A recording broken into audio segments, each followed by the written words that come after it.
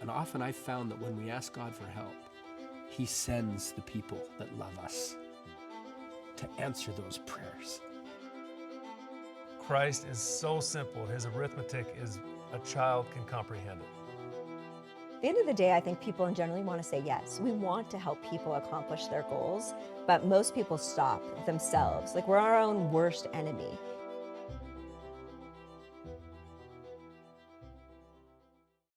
Hello and welcome to Latter-day Profiles. I'm Brian Howard. We're here on the campus of Brigham Young, University of Idaho, and joining me today is Jade Koyle. Jade, welcome.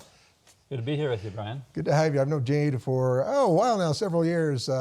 First of all, he's the president of Grand Teton Ancient Grains. Also has been involved in a lot of other things, marketing and other things as well. But I got to know you when you were the Elders Quorum president in the Teton Second Ward here in Teton, Idaho, and I was the high counselor, and we got to hang out every Sunday and go make visits. When we had board conferences. So it was a lot of fun to get to know you.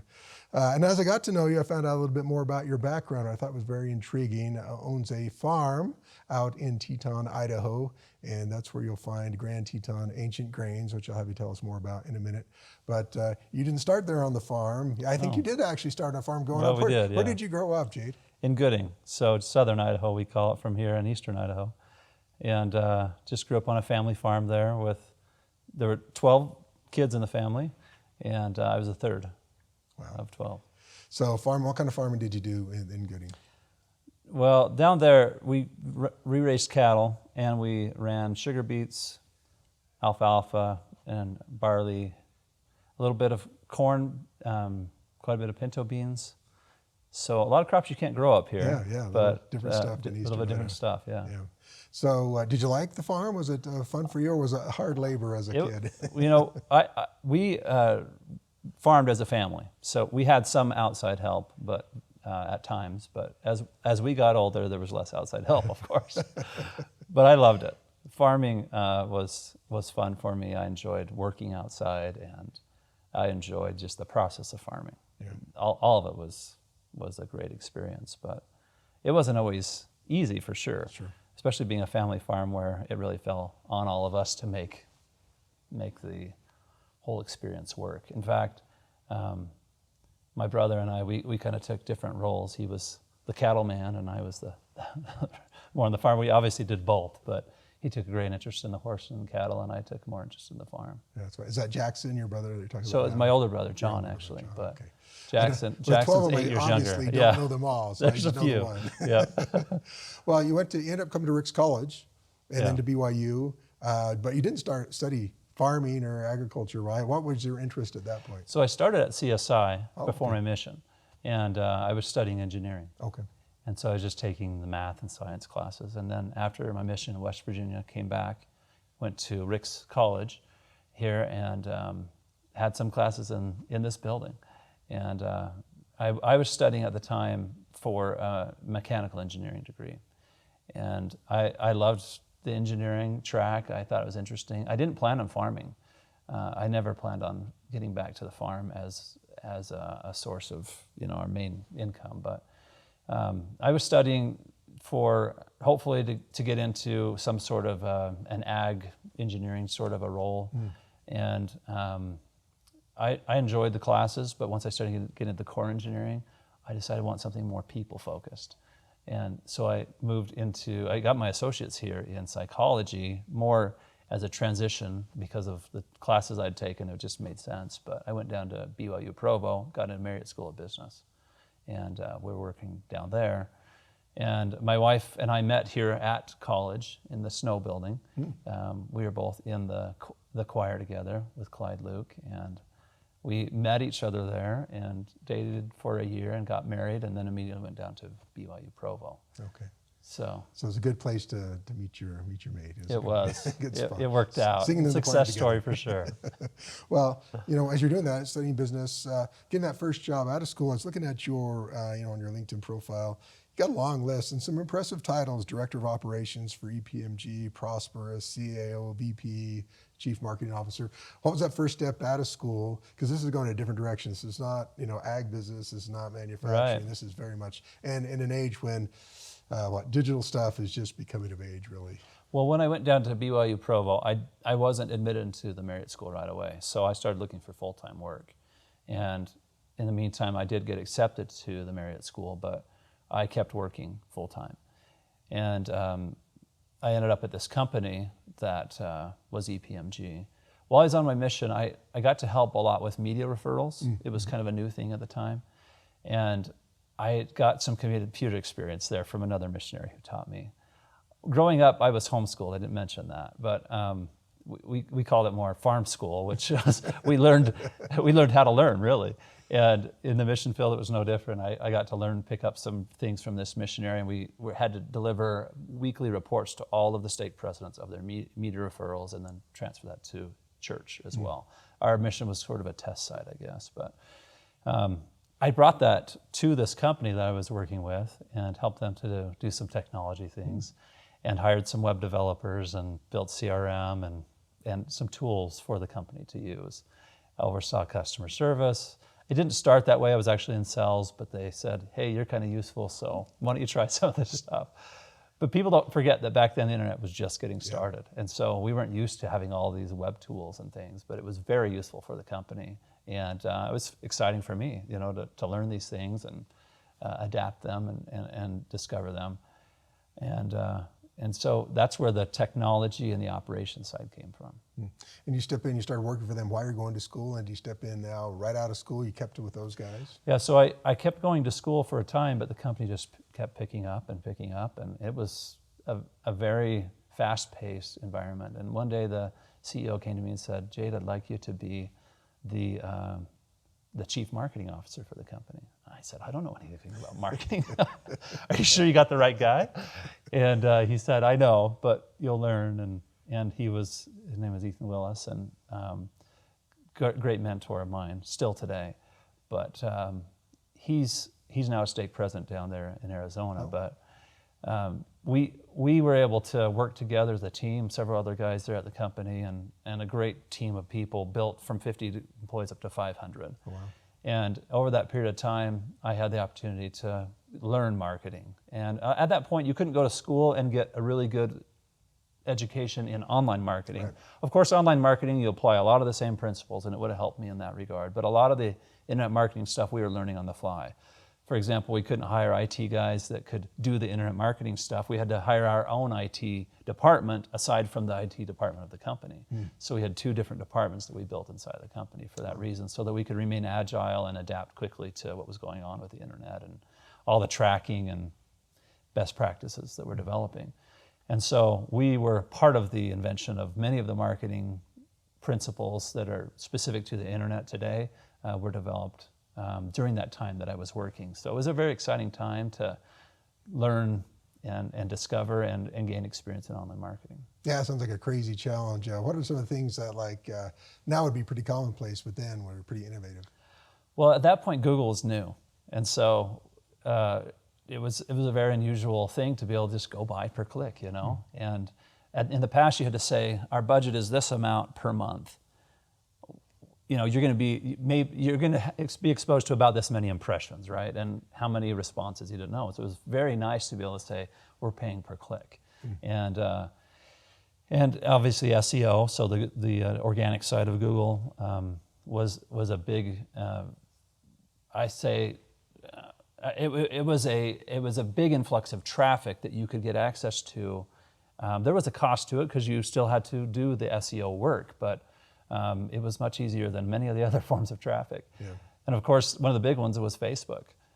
When Facebook first came online, I was like, this is very different and very interesting. And when they first came online, obviously they were just building users, but they came out with an ad placement interface, and I logged into it, and you could target by interests and so many things that behavior that were not possible before. Yeah. And it was clearly going to be innovative. So we started buying ads on that, and it was successful. As each of these platforms have come online, we've been able to adapt and learn from them. And the biggest one, though, is obviously video. There was a time when we thought nobody will be advertising with video, right? It was all long text. It was just silly to think of today because almost everything is video. Yeah. And I remember when we built our first ad campaign with video.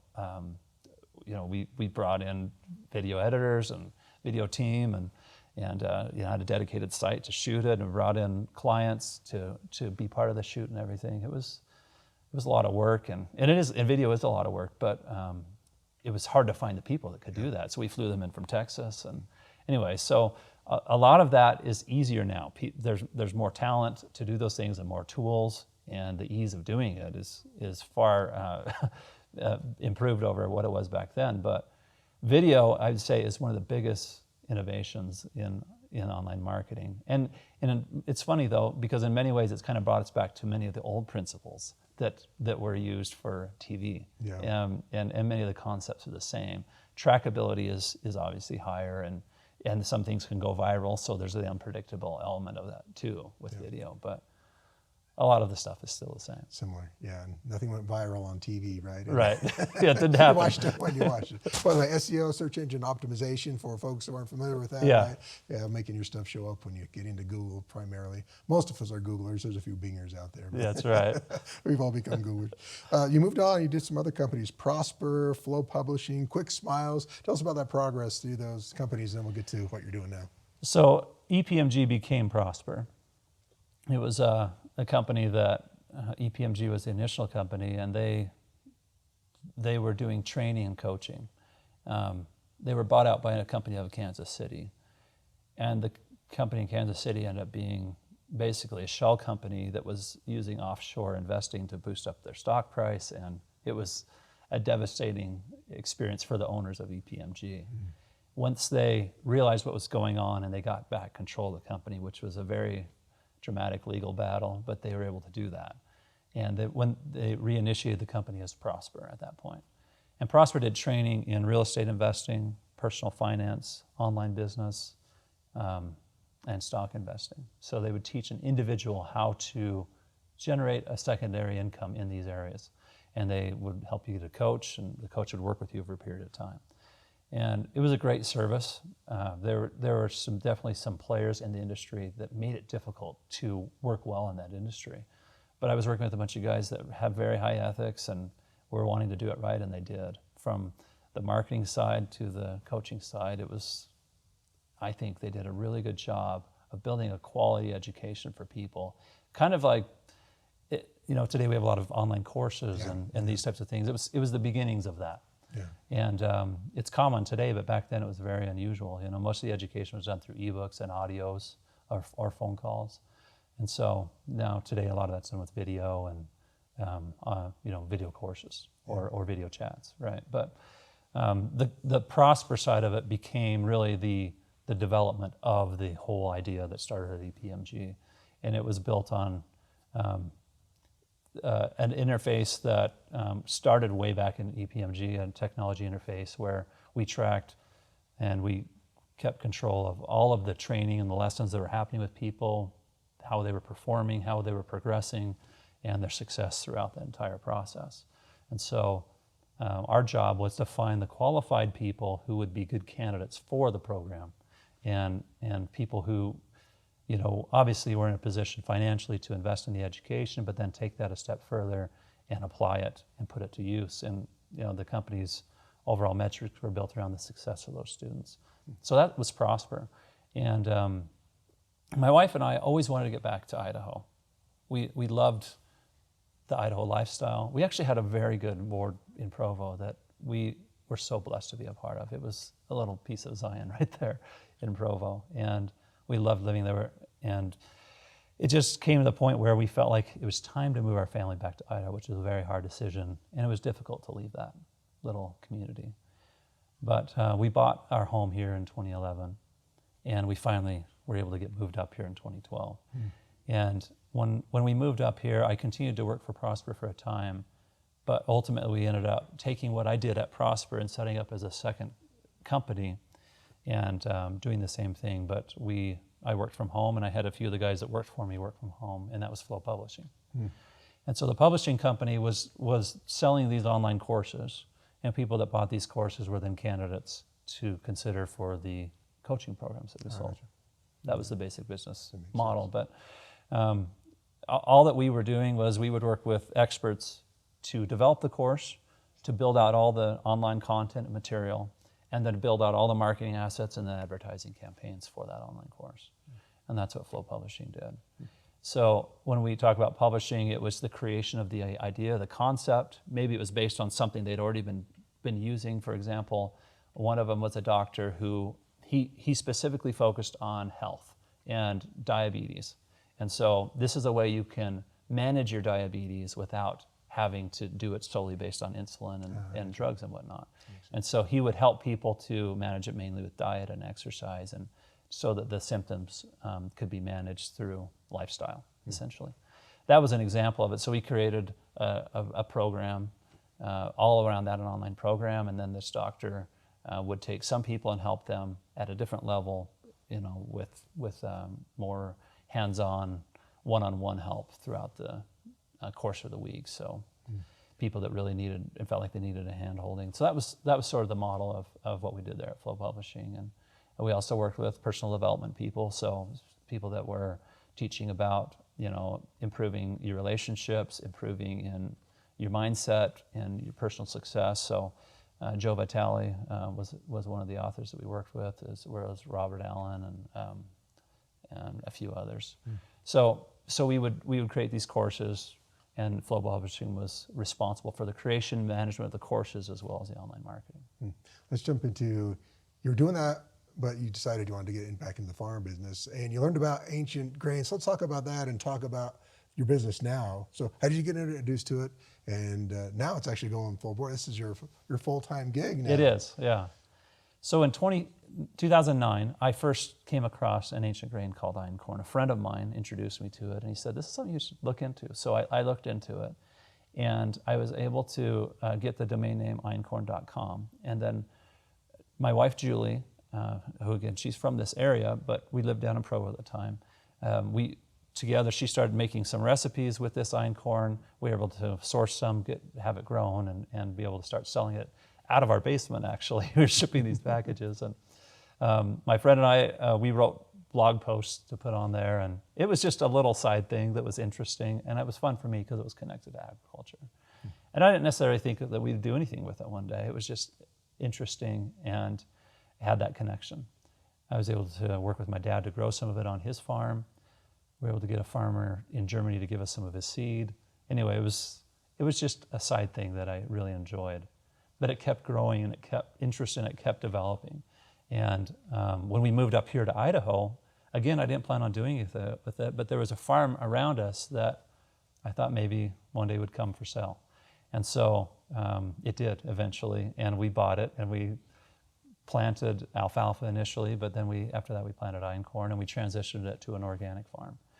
And so everything that we have done and offered through our websites has always been organic. And that is because these grains are already different, and they have a higher cost to them because they're more expensive to raise, and people expect it to be the highest quality possible. And that is organic, and we do a few other things, which I can get into if you want to, but things that we do on our farm to increase the value of it. But it was just a side thing. Even once we bought the farm, it was a side thing, and it became overwhelming, obviously, to manage it and maintain it. But pretty interesting how it just kept growing. So one day I talked to my brother Jackson. He had helped me a little bit. He's 8 years younger than me, but he'd helped me a little bit with different processes because he's a mechanical engineer, and he has a good mind for this. And he said, these are some of the things that you can do and some of the systems that you could develop. And I said, well, we can't do that stuff, but if we had you here, we could do it. And so in 2018, he came full-time with the company.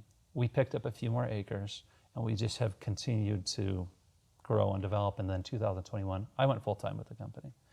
And so we've been doing it full-time since then. And we brought on other ancient grains in addition to einkorn, spelt, emmer, coruscant. We also offer rye. And for people that are just looking for a modern wheat, we offer hard white wheat. But the people that are buying these grains are people that are health conscious, and they usually have some need for it. Either they have a gluten sensitivity. Einkorn contains a completely different type of gluten compared to modern wheat. And that makes it a little bit, it has a different type of gluten that develops when you bake with it, and it makes it more digestible for people, I guess is the best way to say it. But has 14 chromosomes compared to modern wheat has 42. So that just speaks to the genetic simplicity of it and how primitive it is. So a little more expensive because it takes a lot more to grow it. Not as readily available, but the health properties, and you enjoy it, right? Your wife has a lot of recipes. What Yeah. kind of things do you do? Is there a big difference in the properties when you're making stuff? Yeah, so it is different to bake with. And Julie is very good at baking with it. She's done it a long time, and she's very comfortable doing it. And so the recipes on the side, I think, are helpful for people. But I think it tastes good. I like the flavor of it. It has a nutty flavor to it, and it has a different flavor than modern wheat. It's just a little bit more rich, and I like that. It's higher in protein, higher in antioxidants like lutein, and it has just some properties to it that make it better. I think that's because, and we see this whenever you have a low-yielding field, that the plants tend to pull more nutrients and pack that into the food. So einkorn is lower yielding anyway. And I think that because of that, it's more resourceful. Like one of our farmers who also grows for us, he sent me some pictures this year of a field right next to an einkorn field. And he was pointing out how the einkorn, this is his first time growing it, how the einkorn seems to be more resourceful. It seems to use the water better, use the nitrogen in the ground better. And it's just not as demanding as the modern wheats, and it doesn't produce as much. And so, yeah, that adds to the cost at the end of the day, right? Because Got to have more space to get it. got more space, yeah. It takes more acres to get the job done. As you're going through this, I laugh because the overnight success is usually taking a long time. So 12 years for overnight success that you're actually working on your own. But clearly, as you're thinking about coming back to Idaho, feel like the hand of the Lord directing you another way. Tell me about that and your discussion with your wife about this. Moving to Idaho, it's a big change. Taking the step to do this full time was a big change. How did you handle that? Well, I think a lot of times, throughout my life, I have thought that the Lord the Lord is going to tell me what to do, okay? And He has many times. I've received specific direction. But this was one when we moved to Idaho where I felt very good about it, but I didn't necessarily feel like the Lord was saying to do it. I don't know if that makes sense. It was kind of a choice, and my wife felt the same way. And that made it hard, actually, because it's easy to be told what to do by the Lord. That's like, I will go and do, right? But this became something where I think the Lord wanted us to make the choice of and choose what comes with that. And we felt good about both. Like I said, we were in a great place down there. And so moving here came with a little bit of hoping that it did end up well and that the choice would lead to the good outcomes for the family. I think had we stayed there, the choice could have led to great outcomes. And the Lord is very good at making very good things out of any situation. That's, I think, one of His great powers. But coming to Teton, we moved up here on faith, feeling like this is going to be good for our family, and we'll be closer to family, but also we'll be able to work with our family in a different way. We didn't know what that meant. Like I said, we didn't plan on farming necessarily. Now, today I get to work with my family, and things have happened that never would have happened had we not moved here. And so I grew up working next to my dad and my mom, and it meant a lot to me. And I'm able to do that with my family. And so for me, it is the development of something I hoped might come from moving up here, and it did, but not necessarily in the way that I expected. And for Julie, she's obviously, we're able to be together more. She's with her family more. There's a lot of great things that have come from it that I didn't expect. And I think that the Lord, the way I look at it is the Lord is very willing to help us to fulfill our righteous desires, and those can come about in many different ways. And now being here, He guides and directs our path. He helps us to know what decisions to make to bring about the outcomes that we want. That is a blessing. But there are setbacks, there are bad things that happen, and those things, but He helps us through those too. I don't know, it's been an interesting part of seeing the hand of the Lord helping us through making these decisions. And I can't say He said to move from Utah. I never really felt that necessarily, but I wanted to move back to Idaho, and I didn't necessarily know why, and it has happened. I think back on Elder Bednar's lesson about this, where he says that the Holy Ghost basically speaks ideas to our mind. And I've seen that many, many times, and I'm so grateful for it because it's blessed our life immensely. And I know that in any given moment, that being able to have the blessing of the Holy Ghost is the greatest thing, because it can help us to make that situation, even if it's a bad one, a difficult one, to make it a good one. And that's always the outcome, is goodness comes from the Holy Ghost. And so now here we are. Our oldest has been on a mission. He's returned home. Our second is on a mission. And so we have 4 sons and 3 daughters. And they're growing up way too fast. But our youngest ones, are now coming up through the ranks and carrying the load. And it's a beautiful thing to see how the Lord gives us this chance to work together. And tonight our boys are looking forward to doing some fishing after the irrigation's done, and that to me just means everything. And as you know, the ward that we're in is amazing. You know the Little Teton ward, but you couldn't ask for a more special place to be than where we are in Teton. Yeah, it's a great place. Well, if you haven't checked it out before, check it out online. It's Grand Teton Ancient Grains. You still own the Einkorn site as well, right? Yep. Einkorn.com, so that's also got some stuff there as well. If you're interested, very interesting stuff. I actually enjoy it as well. And so I appreciate you taking the time to tell us about your story, and wish you all the best. Thank you, Jade. Thank you, Brian. It's good to be with you.